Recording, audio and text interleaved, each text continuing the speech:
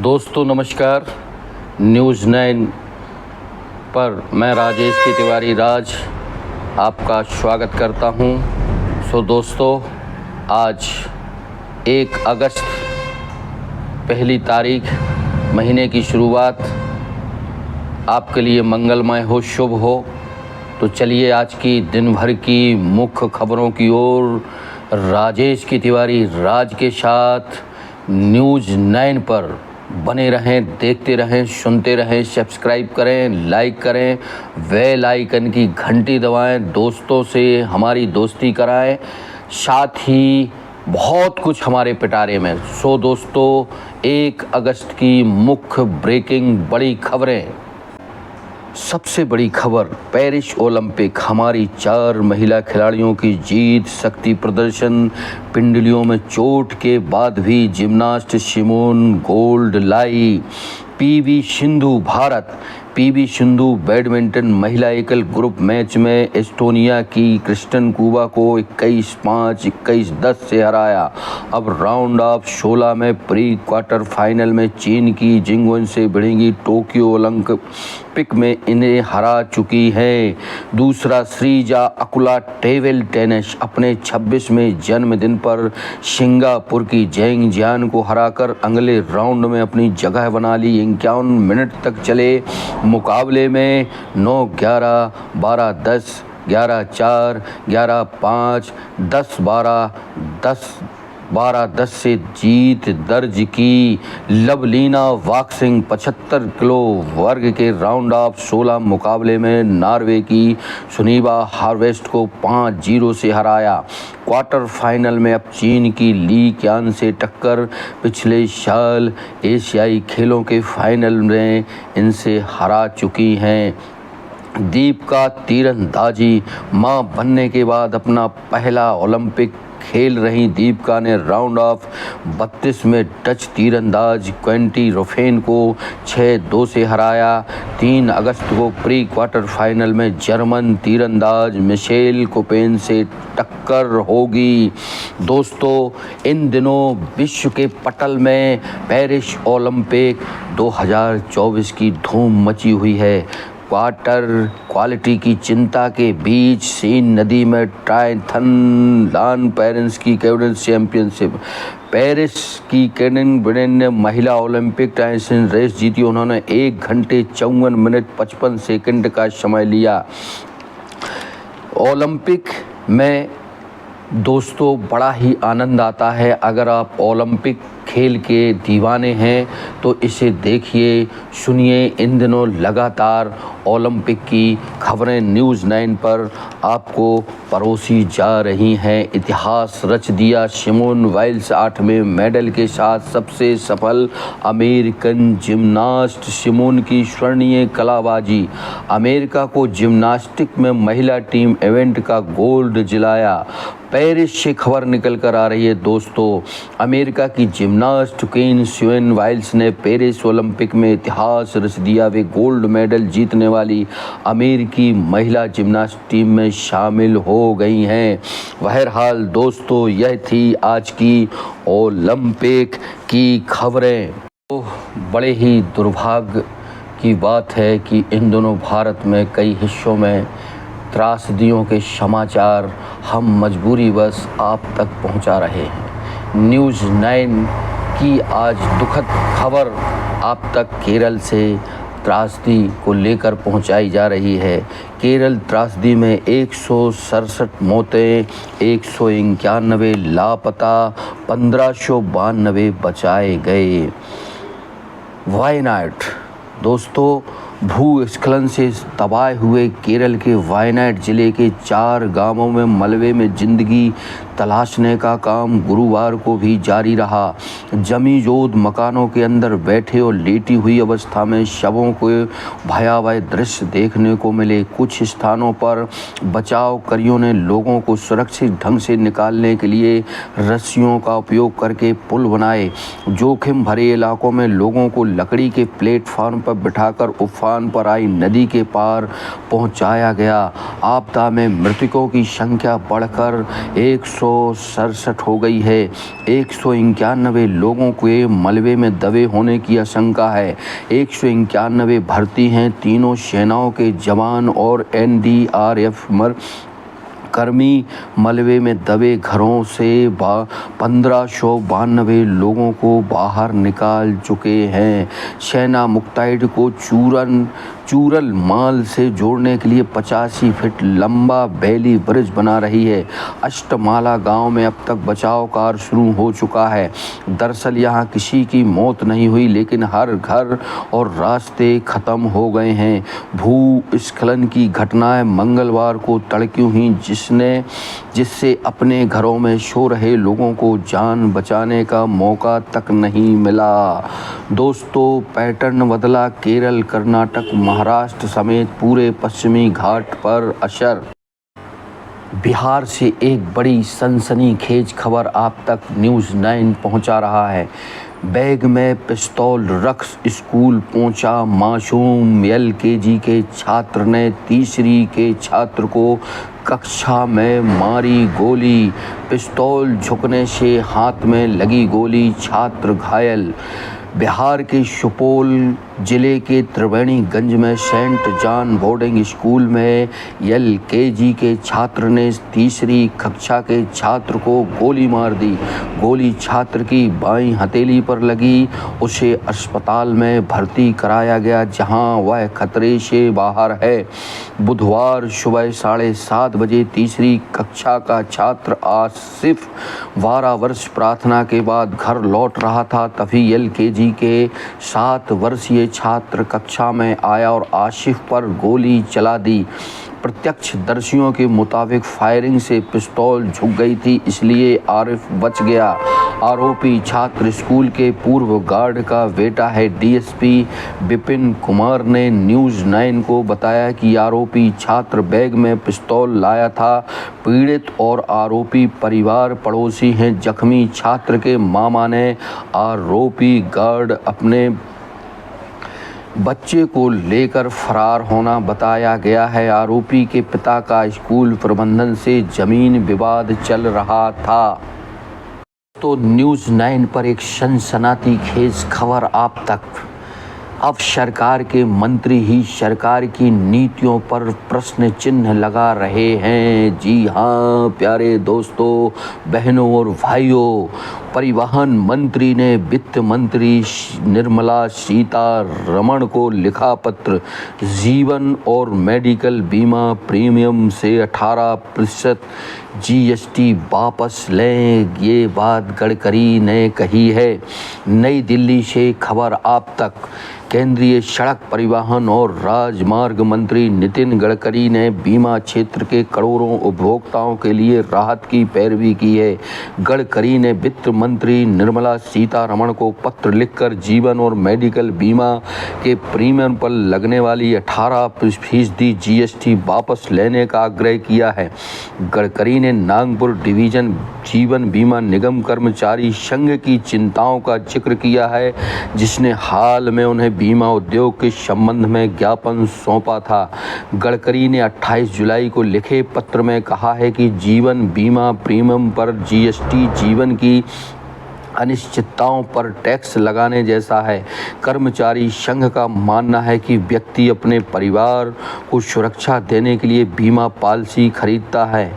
ऐसे में इस बीमा कवर को खरीदने के लिए प्रीमियम पर टैक्स नहीं लगाना जाना चाहिए। गडकरी ने लिखा है कि सामाजिक रूप से आवश्यक मेडिकल बीमा प्रीमियम पर 18% GST लगाना इस कारोबार के विकास में बाधा साबित हो रहा है। आग्रह है कि प्राथमिकता से जीवन और चिकित्सा बीमा प्रीमियम से GST हटाया जाए। जी हाँ दोस्तों, इसको लगातार राहुल गांधी, गब्बर सिंह टैक्स कहा करते थे। आज सरकार में सरकार के बैठे नुमाइंदे ही मोदी की गलत वित्तीय नीतियों का विरोध प्रदर्शन करने पर आमादा देखे जा रहे हैं। सो प्यारे बहनों और भाइयों, अब लगता है कि भाजपा के बुरे दिन शुरू होने वाले हैं। दोस्तों न्यूज़ 9 आपको लेकर चल रहा है पूजा खेड़कर मामले पर एक खबर। पूजा खेड़कर फर्जीवाड़े की दोषी, चयन रद्द, आगे भी कोई परीक्षा नहीं दे सकेगी। नई दिल्ली से खबर। फर्जी विकलांगता और जाति प्रमाण पत्र के अलावा धोखाधड़ी कर ज़्यादा अटेम्प्ट देने के मामले में फंसी पूजा खेड़कर के खिलाफ संघ यूपीएससी ने बड़ी कार्रवाई की है। आयोग ने ट्रेनी आईएएस अधिकारी पूजा की उम्मीदवारी रद्द करते हुए भविष्य में यूपीएससी की किसी परीक्षा में शामिल होने पर रोक लगा दी गई है। दोस्तों आयोग ने कहा है कि उन्हें CSE 2022 नियमों के उल्लंघन करने का दोषी पाया गया है। वर्ष 2022 में परीक्षा देने वाली पूजा 2023 बैच की ट्रेनी आईएएस ऑफिसर थी। महाराष्ट्र कैडर मिला था। आयोग ने बुधवार को जारी बयान में पूजा मनोरमा दिलीप खेड़कर ने फर्जी पहचान बताकर धोखाधड़ी से परीक्षा के लिए तय सीमा से अधिक अटेम्प्ट दिए। दोस्तों उन प्रतियोगी परीक्षाओं के लिए न्यूज़ 9 का संदेश, मेहनत करिए, डटे रहिए, सफलता एक दिन सर चढ़कर बोलेगी। शॉर्टकट से किसी भी प्रकार की सफलता नहीं मिलती। आज मुख्य खबरों में मध्य प्रदेश का स्थान। सीधी से एक समाचार निकलकर आप तक पहुंचाया जा रहा है। युवक की आंख फोड़कर की हत्या, आरोपियों के घर पर चला बुलडोजर। सीधी जिले के थाना क्षेत्र मझौली अंतर्गत ग्राम हिनौता में एक युवक की मारपीट के साथ आंख फोड़कर हत्या किए जाने पर पुलिस ने जहां 3 आरोपियों को गिरफ्तार कर लिया है, वहीं प्रशासन द्वारा मुख्य आरोपी के घर पर बुलडोजर चलाने की कार्रवाई जारी है। जानकारी के अनुसार मड़वास चौकी के निवासी नारायण द्विवेदी पिता भास्कर द्विवेदी उम्र 35 वर्ष मंगलवार की रात करीब 8 बजे धान रुपाई के लिए मजदूर खोजने गांव में निकला था। नारायण द्विवेदी गांव के राजेश कुशवाहा के घर पर बैठा था, तभी आरोपी अमृतलाल उर्फ पप्पू गुप्ता, लालजी गुप्ता, लालू कुशवाहा, राजमणि कुशवाहा, रिंकू कुशवाहा व बाबू कुशवाहा पहुंचे और उसके साथ मारपीट करने लगे। बेरहमी से मारपीट करते हुए उसकी आंख भी फोड़ दी। घायल को मझौली अस्पताल में भर्ती कराया गया है, जहां उसकी मौत हो गई है। बुधवार को नाराज परिजनों व ग्रामीण सड़क पर शव रखकर जाम लगा दिया था। हम बताते चलें कि बिहार से इसी तरह की एक बड़ी खबर निकल कर आई थी। अखफुड़वा कांड, जिस पर गंगा जल नामक एक झा द्वारा फिल्म निर्देशित की गई थी, उसी से मिलता जुलता केस भारत के मध्य प्रदेश के सीधी जिले में सामने आया है। आज मध्य प्रदेश में अपराधों का ग्राफ तेजी से पनप रहा है। दोस्तों खबर दिल्ली से। दिल्ली कोचिंग हादसा, 3 युवकों की मौत पर कोर्ट सख्त, अफसरों को किया गया तलब, राह गुजरते ड्राइवर को किया गिरफ्तार, बड़े अफसरों को क्यों नहीं high court. Old Rajendra Nagar की Rouse IAS study centre coaching के बेसमेंट में पानी भरने से 3 युवकों की मौत पर दिल्ली हाई कोर्ट ने सख्त रुख अपनाया है। इस पर लगातार कोर्ट की कार्रवाइयाँ चल रही हैं। दोस्तों पूर्व सचिव स्वास्थ्य सचिव प्रीति सूदन यूपीएससी की नई अध्यक्ष बनी। सरकार ने पूर्व स्वास्थ्य सचिव प्रीति सूदन को संघ लोक सेवा आयोग यूपीएससी का अध्यक्ष नियुक्त किया है। इससे पहले मनोज सोनी ने इसी महीने के प्रारंभ में यूपीएससी के अध्यक्ष पद से इस्तीफा दे दिया था। न्यूज़ 9 पर अंतर्राष्ट्रीय थिचिज पर हम लेकर चल रहे हैं अमेरिका के वाशिंगटन। अमेरिका चुनाव इन दिनों सुर्खियों में बना हुआ है। बाइडेन के चुनाव मैदान में हटने के बाद कमला की बढ़त में तेजी। 10 दिन में बाजी पलटी। 7 अहम राज्यों में अब 4 में कमला को बढ़त, ट्रंप 2 में आगे। अमेरिकी चुनाव में बढ़त और पिछड़ेपन का हाई वोल्टेज ड्रामा जारी है। अमेरिकी राष्ट्रपति जो बाइडेन के चुनाव मैदान से हटने के ऐलान से 10 दिन में ही कमला हैरिस ने बाजी पलट दी है। दोस्तों, ये चुनाव कमला हैरिस और ट्रंप के बीच जो रोचक मुकाबले होने जा रहा है, उसमें भारतवंशी कमला हैरिस का इन दिनों ग्राफ तेजी से बढ़ता जा रहा है। दोस्तों, न्यूज़ 9 पर पड़ोसी देश पाकिस्तान की महत्वपूर्ण खबर। पाकिस्तान अमेरिकी सऊदी का दबाव बढ़ रहा, सेना से डील को तैयार हैं पूर्व पीएम इमरान खान। इमरान ने सेना के वार्ता के लिए रखी 3 शर्तें। पाकिस्तान के पूर्व प्रधानमंत्री व पाकिस्तान तहरीक-ए-इस्लाम इंसाफ के प्रमुख इमरान खान ने पहली बार सेना से बातचीत की पेशकश की है। बताते चलें कि इमरान खान इन लोग जेल में बंद हैं, वहीं वहाँ की सेना ग्लैमर की दुनिया से एक खबर अब तक 2 बार बंद हो चुकी स्क्रिप्ट से बनाई गई थी। मनोज और साधना स्टारर फिल्म वो कौन थी, गुरु दत्त भी पहले इस पर राज टाइटल के साथ करना चाहते थे काम। 1964 में राज खोसला द्वारा निर्देशित मिलिट्री थ्रिलर फिल्म वो कौन थी रिलीज हुई थी, जिसमें साधना और मनोज कुमार ने मुख्य भूमिका निभाई थी। न्यूज़ 9 पन्ना जिले की खबरों की ओर रुख करते हुए चलिए दोस्तों, हम रुख करते हैं पन्ना जिले के रैपुरा से।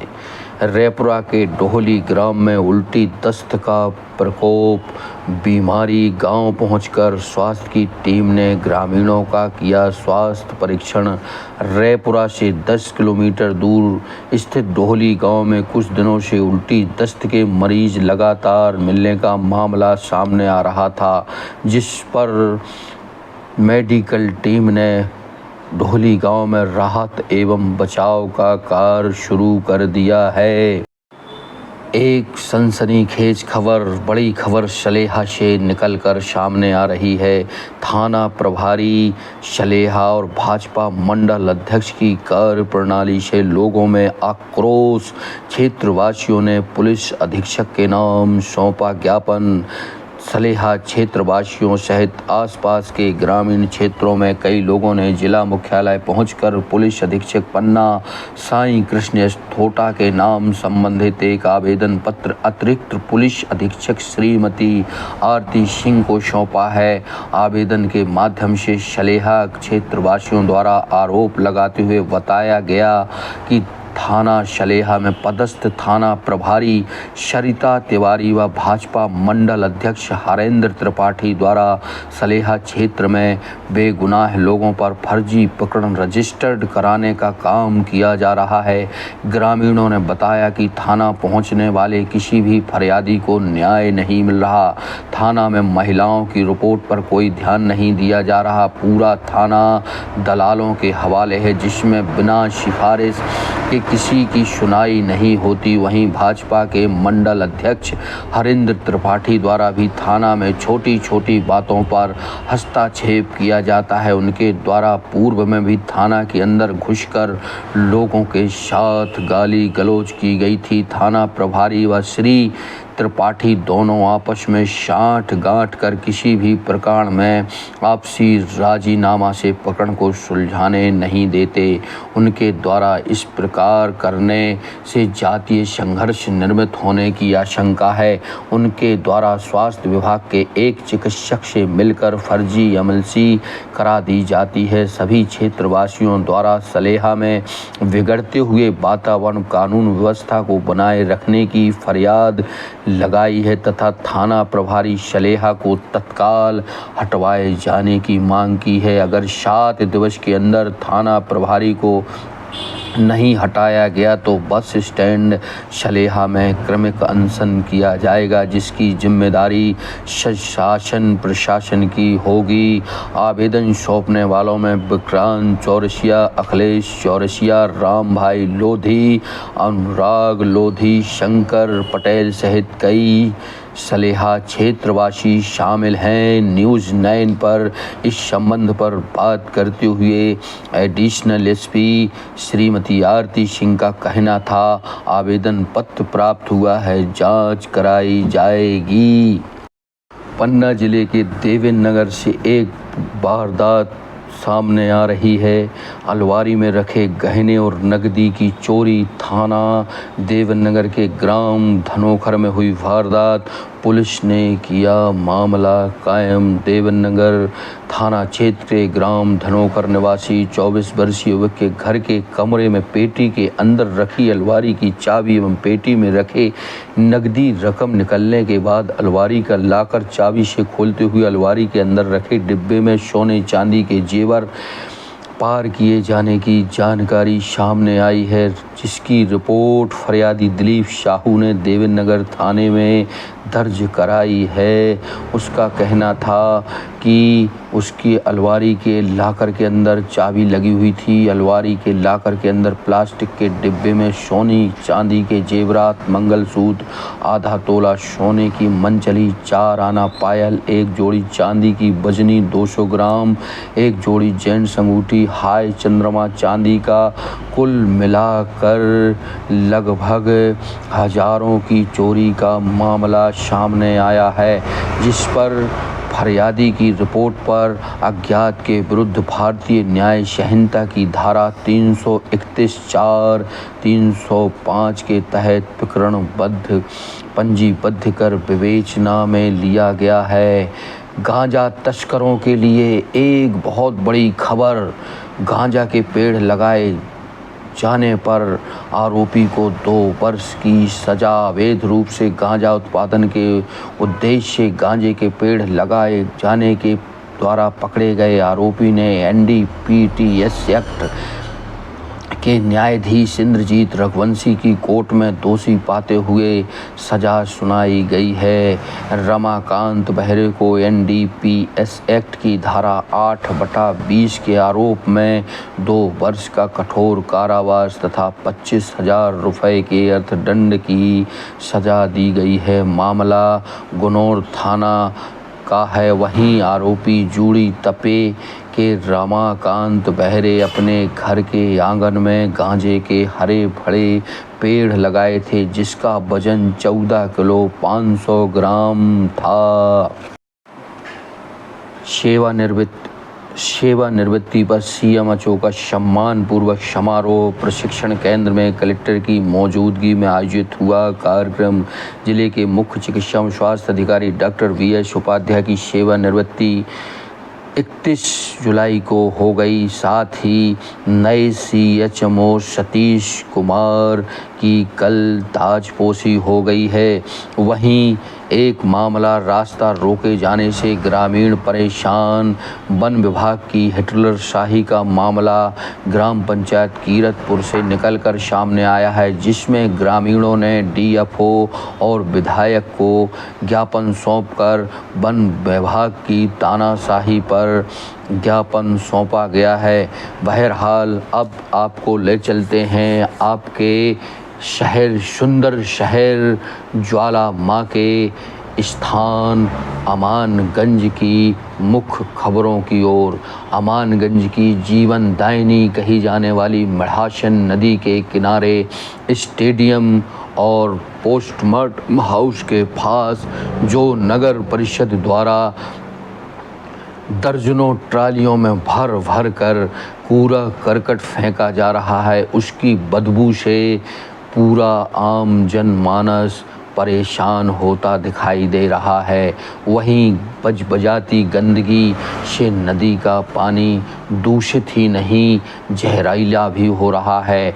नगर पालिका प्रशासन CMO अंकित सोनी और परिषद को चाहिए कि पोस्टमार्टम हाउस के पास और नदी के किनारे इस तरह की गंदगी का जमावाड़ा ना कराएं, चूँकि पीएम कराने जाने पर परिजन वहाँ बैठते हैं जिससे उन्हें बड़ी दुर्गंध आती है। वो अब देखना यह है कि इस खबर पर स्थानीय प्रशासन कितना संज्ञान में लेता है। साथ ही एक बड़ी खबर आपको हमारे प्राइम टाइम शो में सनसनीखेज खुलासे के तौर पर हम चंद मिनटों बाद आप तक लेकर आ रहे हैं कि कैसे नगर परिषद अमानगंज के हुक्मरान किसी की ज़मीन जायदाद दुकान का नामांतरण कैसे मिली भगत कर फर्जी भाड़ा कर दूसरे के नाम करा देते हैं। इस पर हमारी विस्तृत रिपोर्ट आपको आज प्राइम टाइम के सनसनीखेज खुलासे में हम आप तक पहुंचाएंगे।